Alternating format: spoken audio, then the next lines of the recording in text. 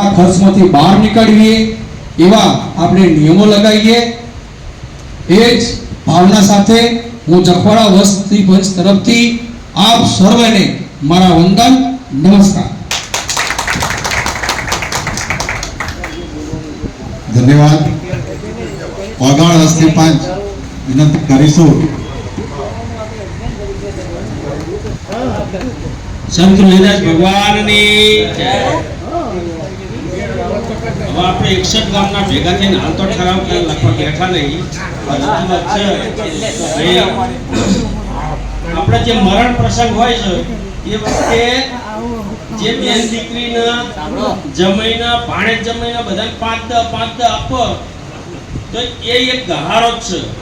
એક તો મરનાર માણસના ઘરે તકલીફ હોય,